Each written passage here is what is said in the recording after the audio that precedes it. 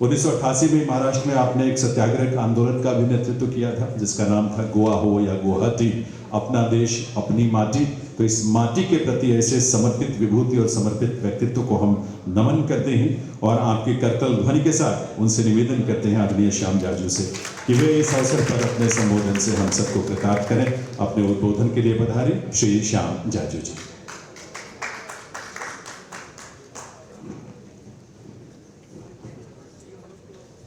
मंच पर उपस्थित जिनकी अध्यक्षता में आज का कार्यक्रम हो रहा है, ऐसे स्वामी आनंद स्वरूप जी, जिन्होंने केवल अपना कार्यक्षेत्र आध्यात्मिकता तक सीमित ना रख के सामाजिक जीवन में भी जो सक्रिय रहते हैं, ऐसी व्यक्तित्व है आनंद स्वरूप जी। नरेश रावल जी गुजरात में कितने पदों पे रहे और जिस गुजरात मॉडल के कारण पूरे देश में ये सरकार आने का जो श्रेय है वो गुजरात में जाता है, इसका कारण नरेश रावल जी जैसे व्यक्तित्व ने वहां पर अपना योगदान दिया है। मणिपुर के हमारे एमएलए राम जी मोरव जी जो वहाँ के सेक्रेटरी भी रहे, मणिपुर आज बहुत चर्चा में है, ऐसे जगह से वो आते हैं। रीता बहुगुणा जोशी जी, ये नाम जिनको मालूम नहीं होगा ऐसा कोई इस सभागार में नहीं होगा। अपने कार्यकर्तृत्व के कारण और इतना अच्छा भाषण करने के बाद मुझे ध्यान में आया कि वो केवल राजनीति में नहीं है, वो प्रोफेसरशिप में भी है और इतनी डिटेल में जाकर वो स्टडी करती है। राजीव रंजन जी ये केवल लेखक नहीं है, ये एक सामाजिक कार्यकर्ता है, ये राजनीतिक कार्यकर्ता है। केवल लेख लिख दिया, कई सेमिनार में पेपर रख दिया, कई भाषण कर दिया, इतने तक इनका व्यक्तित्व सीमित नहीं है। रीता जी ने बताया उनका कैसे कैसे प्रवास रहा है। तो ऐसे राजीव रंजन जी जब किताब लिखते हैं तो स्वाभाविक रूप से मेरे जैसे कार्यकर्ता को लगता है कि मेरे को ऐसे जाना चाहिए। एक सामाजिक जीवन में सक्रिय कार्यकर्ता जब लिखता है तो उसकी क्या अनुभूति है आपको किताब पढ़ने के बाद मालूम पड़ेगी। जैनेन्द्र सिंह जी का जो संचालन है वो अपने आप में किसी भी कार्यक्रम के हाइट बढ़ा देता है। हमने उनको प्रधानमंत्री जी के कार्यक्रम को भी संचालित करते हुए देखा है और आज उनका हमें सब यहाँ पर लाभ मिल रहा है।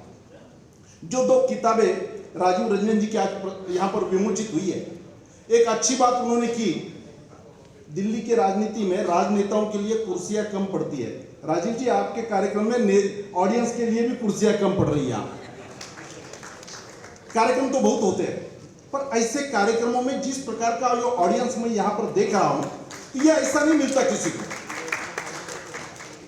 जो दो किताबों का विमोचन हुआ उन्होंने बहुत अच्छा काम किया था। 8 दिन पहले हमारे पास किताब पहुंचा दी थी और रीता जी ने जैसा किताब पढ़ने की रुचि रहने के कारण मैंने भी लाइन टू लाइन ये किताबें पढ़ी और मुझे ऐसा लगा कि बहुत ही अच्छी किताब है।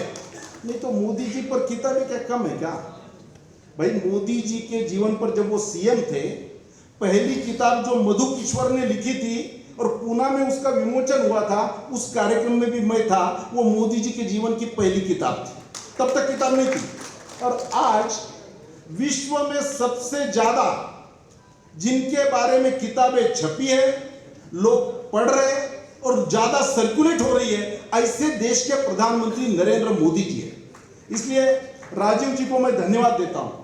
और जो दो विषय उन्होंने कॉन्सेंट्रेट किया है, एक तो किया महिला वाला जो डिटेल में आपने सुना। हमारे नए संसद भवन में पहला बिल कौन सा पारित हुआ होगा तो नारी शक्ति अधिकार का हुआ है और किसने किया? राष्ट्रपति द्रौपदी मुर्मू जी ने किया।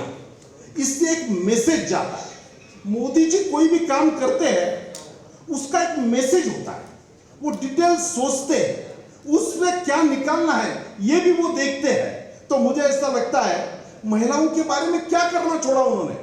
महिलाओं को जन्म रेट उनका बढ़ना चाहिए, मातृत्व अवकाश की फैसिलिटी बढ़नी चाहिए, बेटी बचाओ बेटी पढ़ाओ हम सबको मालूम है, आत्मनिर्भरता सशक्तिकरण इस विषय में उन्होंने काम किया है, मातृवंदना के विषय में काम किया है, शिक्षा और कौशल दोनों में महिलाओं का सहभाग भी होना चाहिए और उन्होंने नेतृत्व भी करना चाहिए। ये मोदी जी सोचते हैं और करके दिखाते हैं। महिलाओं को सर्विस करने वाले महिलाओं के लिए हॉस्टल्स की वृद्धि, ऐसा एक भी क्षेत्र छोड़ा नहीं जो मिलिट्री हो, डिफेंस हो, पुलिस हो, ऑटो चलाने वाली भी आज दिखेगी, रिक्शा वाली, ये सबको अधिकार देने का काम कौन सोचता है? दूसरा कोई नहीं सोच सकता। और मोदी जी का सबसे ज्यादा भरोसा क्यों है मालूम है? Modi ji direct benefit transfer के जितने भी पैसे जाते हैं वो महिलाओं के अकाउंट में भेजते हैं। कोई भी जितना जहां महिलाओं को नाम से अगर प्रॉपर्टी की तो उसको टैक्स कम। एक भी बैंक ऐसी नहीं है जिनके डायरेक्टर बॉडी में महिलाएं नहीं है, एक भी कंपनी ऐसी नहीं है जिनके बॉडी में महिलाएं नहीं है। यह अनिवार्य करने का काम मोदी जी ने किया, केवल बात करके छोड़ी नहीं, उसका एग्जीक्यूशन करवाया।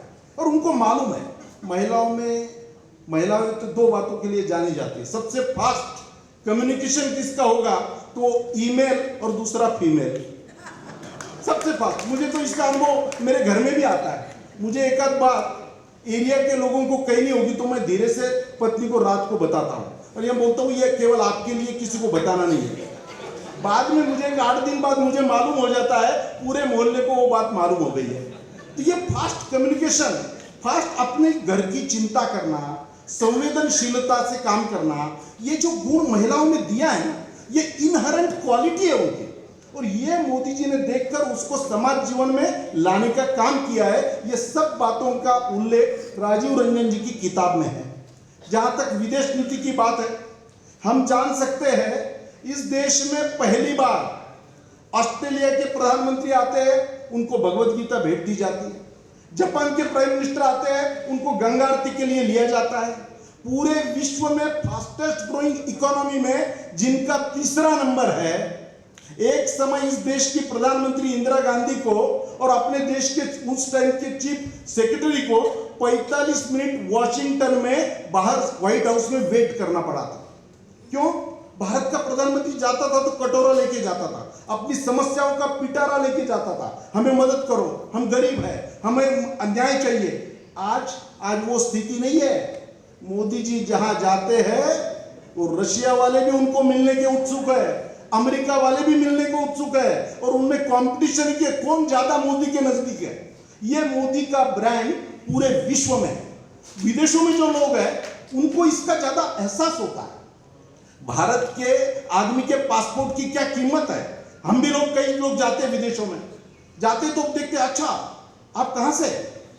India, oh you are from India. नजर देखने का बदल जाता है। ये कैसे हुआ? अपने आप हुआ, केवल भाषणों से हुआ?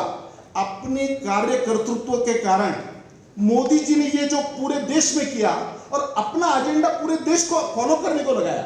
योगा को पूरे विश्व में करने को किसने लगाया?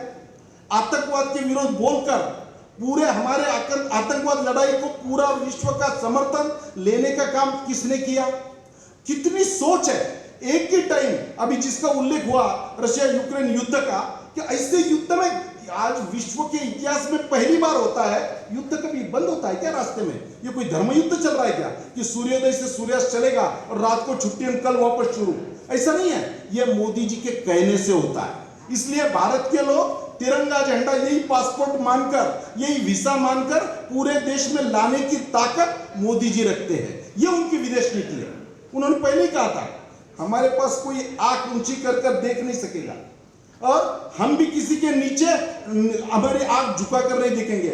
नजर से नजर मिलाकर हर देश से हम काम करेंगे। और वो ताकत आज मोदी जी ने लाई है और इसमें बहुत बड़ा योगदान विदेश नीति की जो हमारी पॉलिसी है उसका है। इजराइल में जाते हैं, वहां का झंडा है सफेद और ब्लू। उस दिन मोदी जी जो कपड़ा पहनते हैं, सफेद कोट पहनते हैं और वो ब्रोजर लगाते हैं यहाँ पर ब्लू। छोटी छोटी बातों में सामने वाले को कैसे जीतना। कोरोना की दवाई हमारे देश में जो बनी वो हमारे देश के उपयोग को आवश्यक छोड़कर पूरे विश्व में अपने खर्चे से भेजना और उसके पैसे नहीं लेना। इस काम के हम पैसे नहीं लेंगे, ये मानवता का काम है और ये भारत का कल्चर है। ये करने की ताकत मोदी जी केवल रखते हैं और इसलिए हमारा सीना ऊंचा होता है। नेशन फर्स्ट, कोई भी एजेंडा में कॉम्प्रोमाइज नहीं है। चाइना हो, कोई भी चाइना की बॉर्डर की बात करनी है, मोदी जी कभी झुकते नहीं है अपने अधिकार के लिए। क्यों?